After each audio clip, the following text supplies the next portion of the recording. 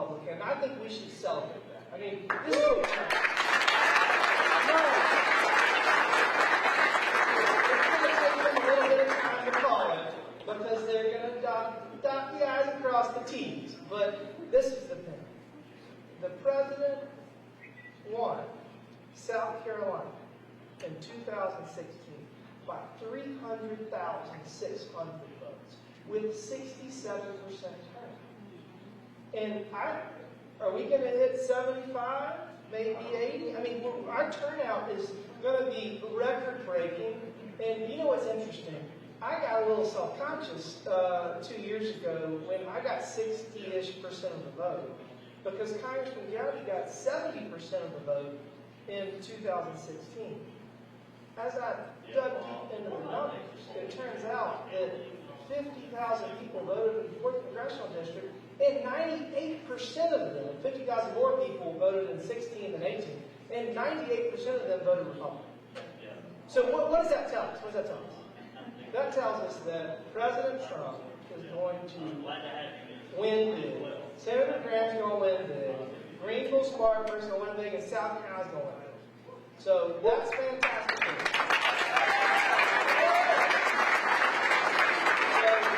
Let's really quickly talk about the country, because we're in a good spot in the upstate, we're in a good spot in South Carolina. And before I forget, the president won the 1st congressional district by 13 points in 2016. He's going to win by minimum 8 or 10, probably more than that. And we're going to have a new Congresswoman in the 1st congressional district.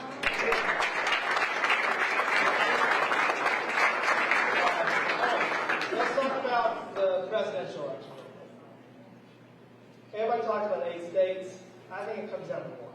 The president's going to win Florida. He's going to win Arizona. He's going to win South. He's going to win Georgia, North Carolina. Wisconsin, Minnesota are going to be tough.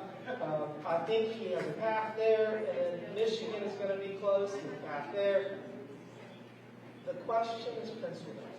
And the Vice President Biden has said he's against fracking, which is hundreds of thousands of jobs in Pennsylvania. And I was in Philadelphia less than a week ago, and there's glass on the streets from storefronts that were broken. Everything's boarded up. There's a curfew.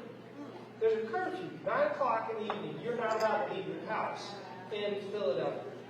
I think law and order is going to be what determines this election, and I think that we're going to get across the finish line in Pennsylvania because of it. So the question becomes, does the Supreme Court of Pennsylvania get to dictate the outcome of the election? And they have changed the rules. A week before the election, they've changed the rules. So we're already litigating.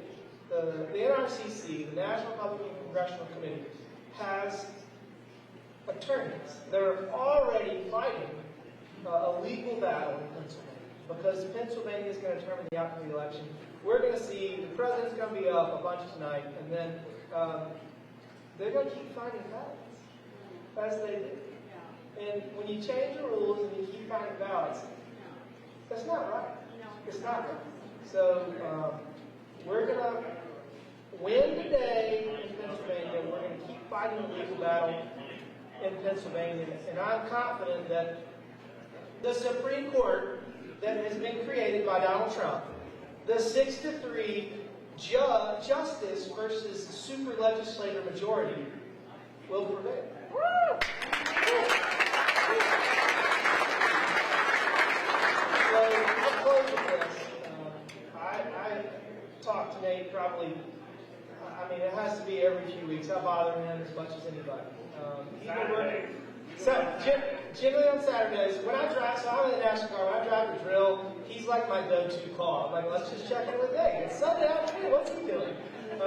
But in all seriousness, he's been a friend, and we have enjoyed working together.